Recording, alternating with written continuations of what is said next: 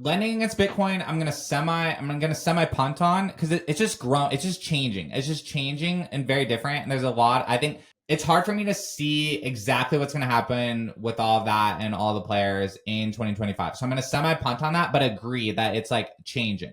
But what I want to hit on is the underlying thing of the question that capital gains, I think, is less of a big deal than again I used to think. Like I used to be very much like this has to be gone for Bitcoin to take off his money, like da da da da. I'm very much more now in terms of like, I think tools that allow you to manage your personal finances in any currency and having this fluidity back and forth between the currencies, the gains of Bitcoin, it just like the capital gains is just a road bump. Like it's just a speed bump of this thing. And I think rich people already understand this. Back to like how I talked about my target demographic of just like this is who I am and like people that I think about. I think worrying about capital gains is this mental blocker that stops people from accumulating wealth in that pocket of time, and you become addicted to the idea of like not paying taxes rather than focusing on the metric of just like increasing your net worth.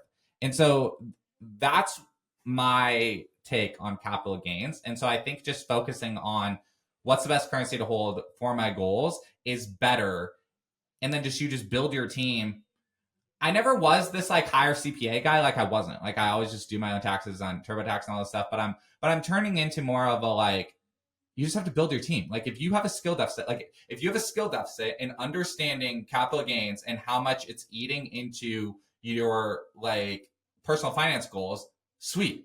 Then hire and fill that gain, like fill that lack and push through it. Don't like, the answer is out there. It's just math. So there's that. And then one final thing on the lending is that I think lending against Bitcoin is going to operate a lot more like a home equity line of credit than it is going to be like this everyday thing. Because I just don't buy the like, oh, lending is going to work for everything, and so the circular economy of sats for like Bitcoin as a method of payment is like never going to work. I just don't buy that. Like the technology of Bitcoin for payments is too good for that to be the total thing. And I just think that further complicates everything. And so, no, like, is there a huge market for home equity line of credits against your real estate? Totally. Is there a huge like market for taking loans against your like stock-based brokerage account? Totally. So does it make sense that you would be able to do the same thing against your Bitcoin?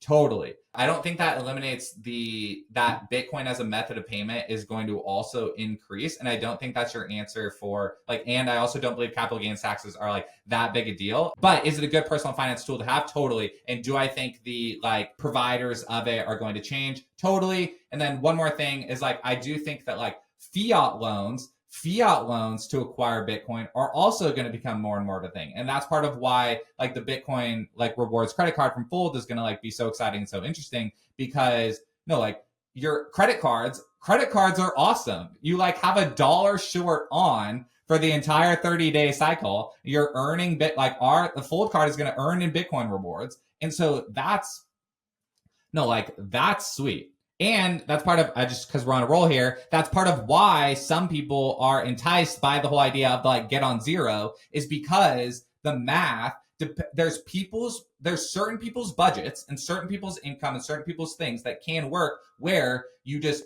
ride the Bitcoin volatility the whole time in these 2-week bands, you spend on your credit cards and you just have that 30-day short on, and then you top up, close it out with Bitcoin. And so because I've already just been orange pilled, like, and get on zero pilled, like in that.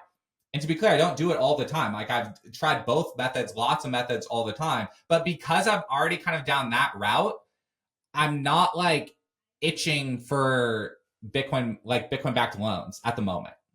Do you think there is or was and is still a fair distribution of Bitcoin? Another thing that you see a lot of, I just had this argument recently again with somebody, and they're like, I'm not going to get Bitcoin because why would I purposely make you wealthier? Which to what I would say is, yeah, like you're correct in the sense of like, no one's going to just outright be like, you know what, I'm going to buy that asset to make you wealthier. Like, that's not how humans work, right? So I would love for you just to quickly unpack your thoughts on Bitcoin monetizing greed, not asking humans to change, just asking us to be more of what we already are, and monetizing that actually in the fair distribution argument.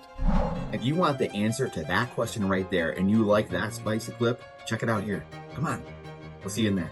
But if you want the full interview in its entirety, all the spicy clips put together, and you're not going to want to miss it, believe me, then check that out here. Come on, we'll see you in there. Do it.